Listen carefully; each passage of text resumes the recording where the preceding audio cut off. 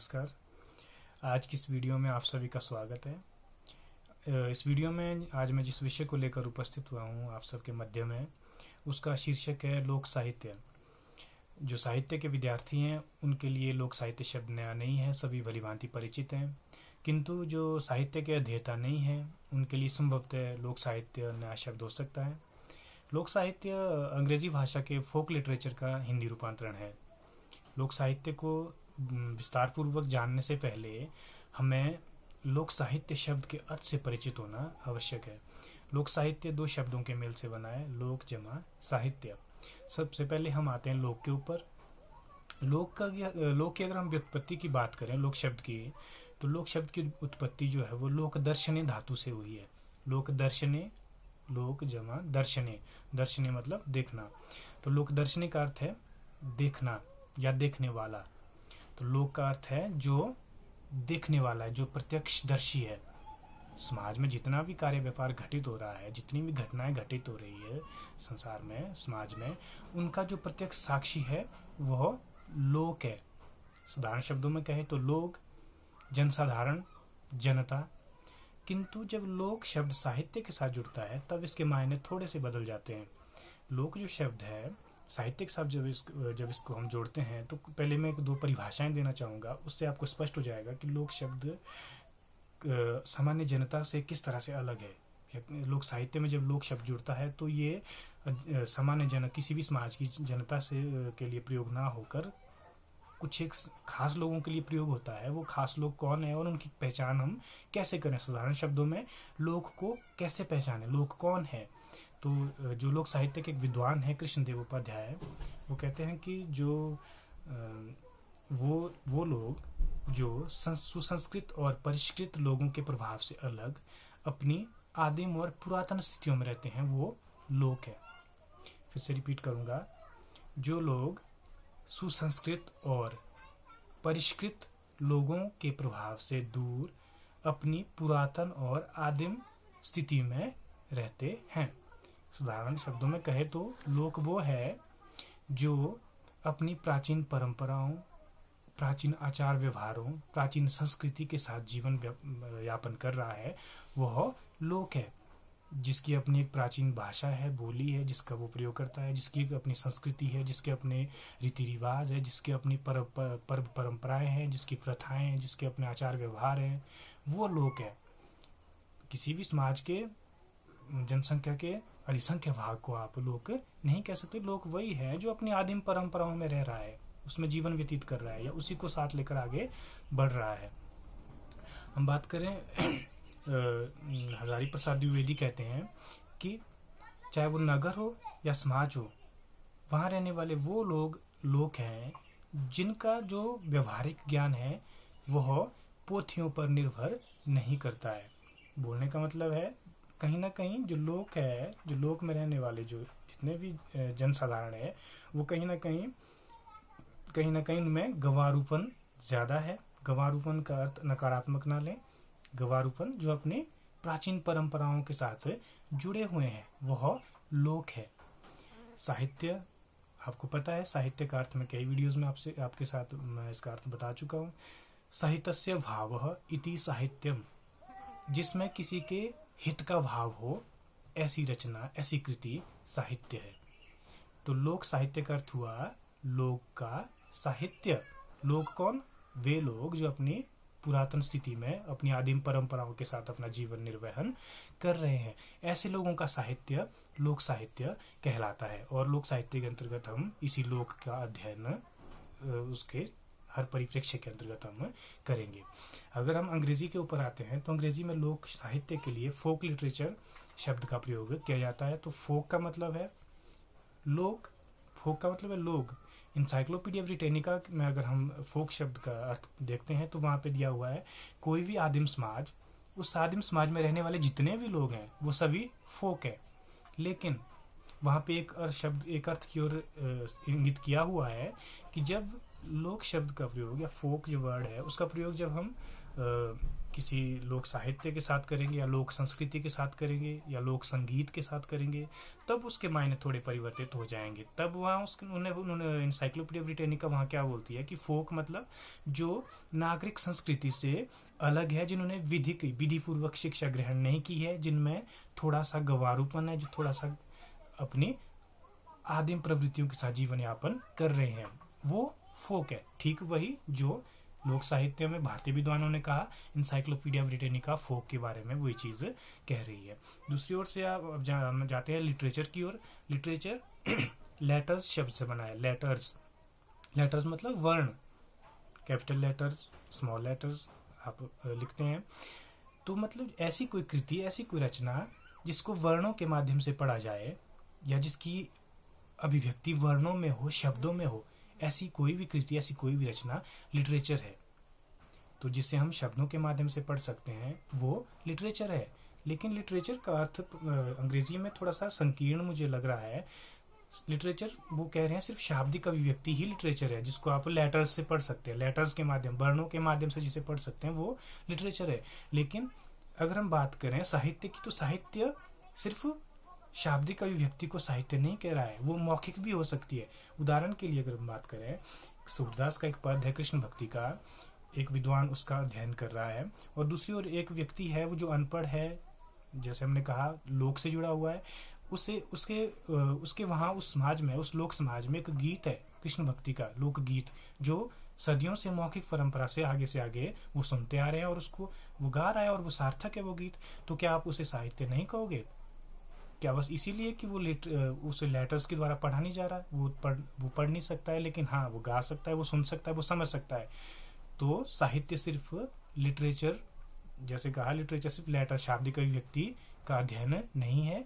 शाब्दिक और मौखिक, लिखित और मौखिक दोनों सार्थक अभिव्यक्तियां लिटरेचर है, साहित्य है।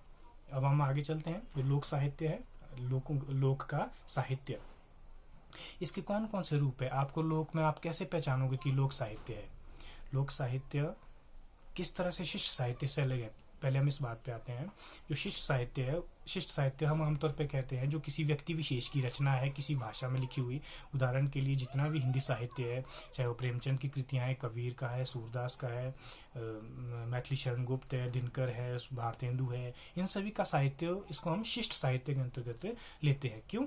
क्योंकि इसका एक निर्धारित रचनाकार है, इसमें निर्धारित काव्य शास्त्र के नियमों का प्रयोग रचनाकारों ने किया है, तो इसे हम शिष्ट साहित्य कह देते हैं।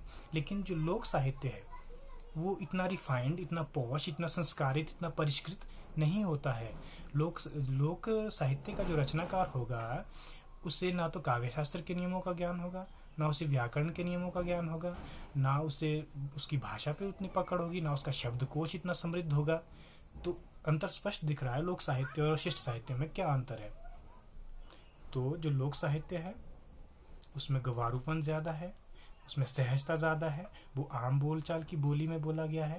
लेकिन जो शिष्ट साहित्य है उसमें परिनिष्ठता है, वो एक रिफाइंड है वो लिटरेचर, उसका कोई रचनाकार है। लोक साहित्य का कोई रचनाकार नहीं है, वो लोक की साझी संपत्ति है। तो इस तरह के मूल अंतर हम लोक साहित्य में और शिष्ट साहित्य में देख सकते हैं। अब आप लोक साहित्य की पहचान कैसे करोगे, इस चीज का आपको पता होना चाहिए। जो लोक साहित्य वो विभिन्न विधाओं में लोक में बिखरा हुआ है। पहली जो विधा है लोक साहित्य की, विधा मतलब फॉर्म मतलब प्रकार, किन किन प्रकारों में आप उसको देख सकते हैं। पहला आता है लोकगीत। लोकगीत आप सभी गाते हैं, किसी भी निश्चित क्षेत्र की किसी भी बोली में, किसी भी भाषा में लोकगीत, असंख्य लोकगीत भरे पड़े हैं, हम सभी गाते हैं लोकगीतों को। वो लोक साहित्य की एक विधा है। दूसरा जो लोक साहित्य की विधा है, दूसरा जो इसका प्रकार है वो है लोकगाथा। लोकगाथा लोकगीत से अलग ज्यादा नहीं है, लोकगाथा भी एक गीत होता है, लेकिन वो लोकगीत से कैसे अलग है? जो लोकगीत है वो उसका आकार छोटा होगा, वो 5-6 छंदों में लिखी हुई रचना होगी, 5-6 पंक्तियों की होगी और मुक्तक रूप से लिखी होगी, उसमें कोई प्रबंधात्मकता उससे लोकगीत में नहीं होगी। लेकिन जो लोकगाथा है, लोकगाथा में एक प्रबंधात्मकता रहती है, उसमें एक निश्चित कथा तत्व रहता है।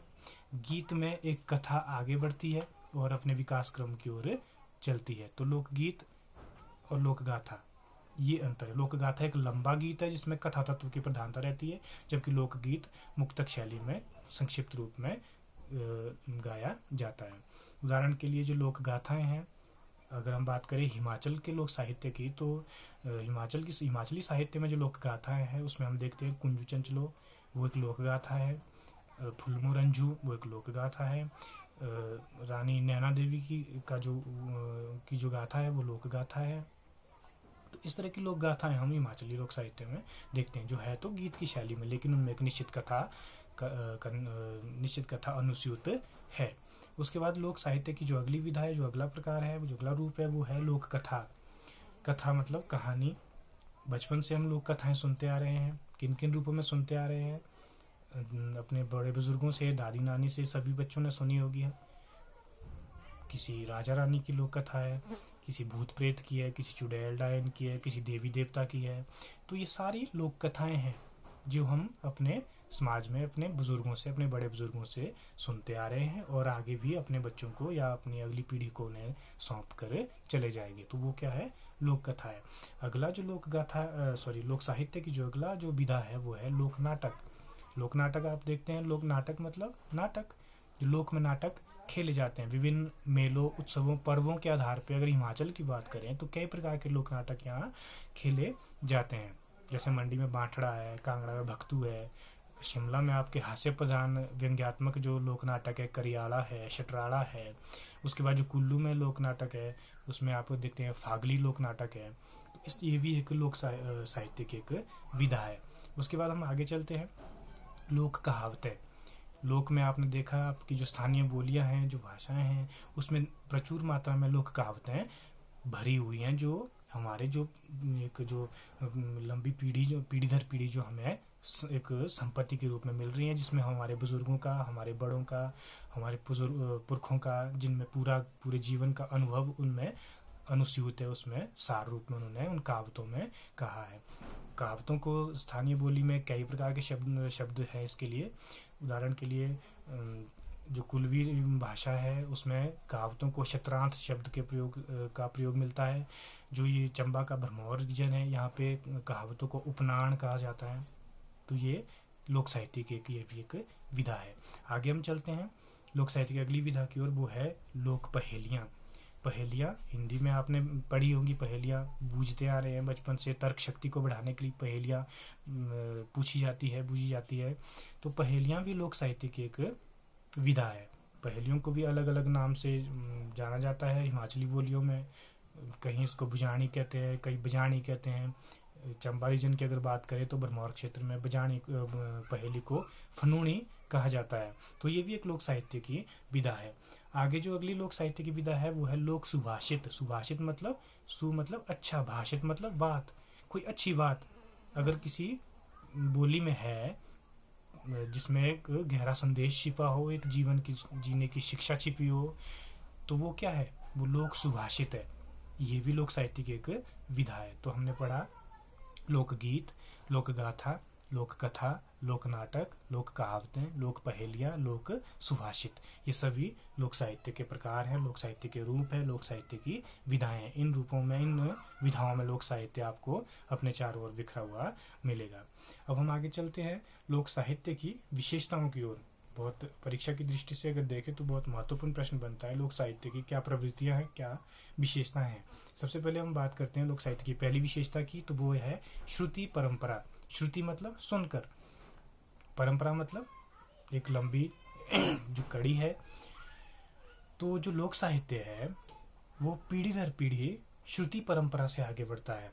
वो किसी किताब में आपको लिखा हुआ नहीं मिलेगा। हालांकि वर्तमान समय में संस्कृति विभाग ने बहुत सारे लोक साहित्य का संकलन किया भी है, लेकिन आमतौर पर अभी भी लोक साहित्य लोक में बिखरा हुआ है।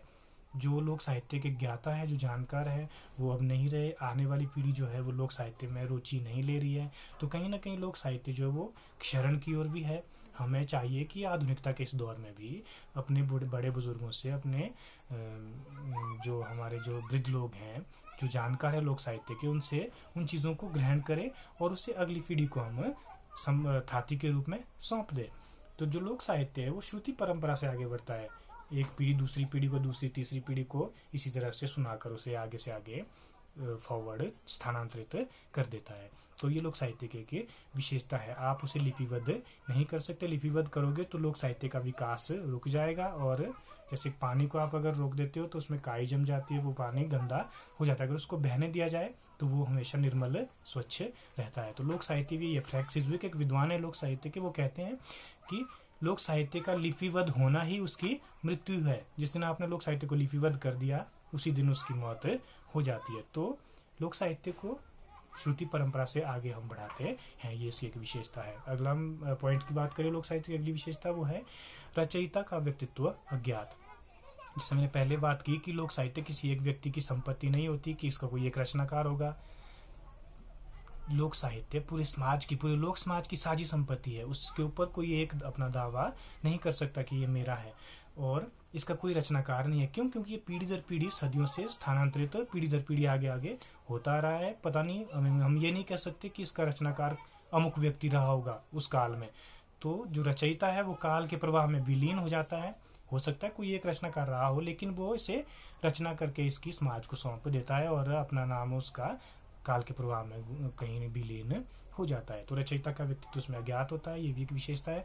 आगे चलते हैं, अगली विशेषता काव्य शास्त्रीय नियमों का अभाव। जैसे मैंने पहले कहा कि लोक साहित्य शिष्ट साहित्य से इसी रूप में अलग है। वहाँ ना तो लोक साहित्य में ना तो कोई आपकी परिनिष्ठित भाषा का प्रयोग होगा, ना वहाँ पे काव्य शास्त्र नियम अप्लाई होंगे, ना वहाँ पे कोई निश्चित व्याकरण लगेगा, ना वहाँ पे कोई रस छंद अलंकार शब्द शक्तियाँ आपको देखने को मिलेंगी।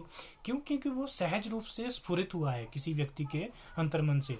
उसके ऊपर किसी व्यक्ति विशेष ने कोई बहुत ज्यादा काव्य शास्त्रीय नियम थोपने की कोशिश नहीं की है। वो सहज स्फुरण उसका हुआ है लोक में।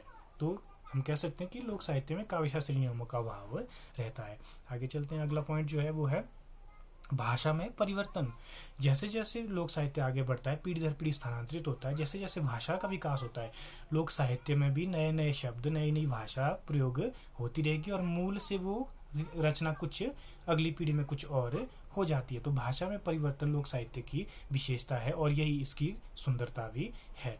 आगे हम चलते हैं, जो अगली विशेषता है लोक साहित्य की वो है लोक संस्कृति शिष्ट साहित्य का जनक। जैसे मैंने पहले कहा कि शिष्ट साहित्य की रचना तब शुरू हुई जब व्यक्ति में ज्ञान, बुद्धि, विवेक का विकास हुआ, व्याकरण की खोज हुई, भाषा में स्थायित्व आया, भाषा में परिनिष्ठता आई, भाषा में संस्कार, भाषा सुसंस्कृत हुई।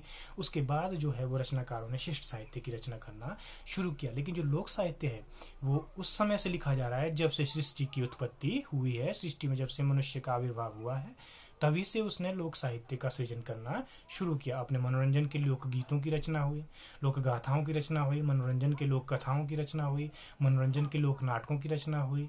तो लोक साहित्य जो है वो वास्तव में शिष्ट साहित्य का जनक है। शिष्ट साहित्य ने कहीं ना कहीं से लोक साहित्य से अपने अस्तित्व के लिए प्रेरणा ली है। आगे हम चलते हैं, जो लोक साहित्य की अगली विशेषता है वो है लोक संस्कृति का अभिन्न हिस्सा।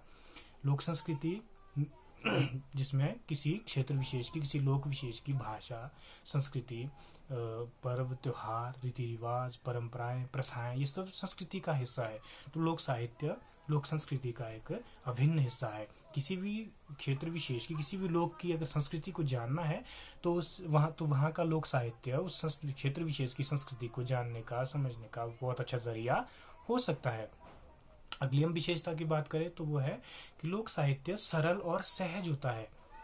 इसमें कोई क्लिष्टता नहीं है, कोई दुरूहता नहीं है, कोई इसमें बहुत ज्यादा परिनिष्ठित भाषा का प्रयोग किसी ने नहीं किया है। सरल सहज भाषा, आम बोलचाल की भाषा, आम व्यक्ति की भाषा का इसमें प्रयोग होता है। इसलिए इसकी विशेषता ये है कि यह विषय समझने के लिए सरल और सहज होता है। आगे हम चलते हैं लोक साहित्य की विशेषताओं की ओर। तो वो है कि जो लोक साहित्य है वो पीढ़ी दर पीढ़ी मौखिक रूप से स्थानांतरित होता है। जिसमें पहले भी बात कर ली श्रुति परंपरा में, फिर से बोल रहा हूँ कि मौखिक तौर पे ये पीढ़ी दर पीढ़ी आगे बढ़ता है, इसका कोई लिखित स्वरूप हमें नहीं मिलता है। तो ये हमने पढ़ी लोक साहित्य की विशेषताएं, लोक साहित्य का अर्थ, लोक साहित्य, लोक का अर्थ, लोक साहित्य का अर्थ, लोक साहित्य के जो रूप हैं, जो विधाएं हैं, लोक साहित्य किस तरह से शिष्ट साहित्य से अलग है और लोक साहित्य की क्या विशेषताएं हैं। ये हमने आज की वीडियो में इसके बारे में डिस्कस किया है। उम्मीद करता हूँ आप सभी को वीडियो अच्छी लगी होगी। किसी का कोई प्रश्न हो लोक साहित्य के संबंध में, इसके अर्थ, परिभाषा, स्वरूप, विशेषताओं, लोक साहित्य और शिष्ट साहित्य में क्या अंतर है, या लोक साहित्य है क्या, किसी को अगर समझ ना आया हो तो मुझे कमेंट बॉक्स में पूछ सकता है। अगली वीडियो में फिर मिलेंगे, तब तक के लिए नमस्कार।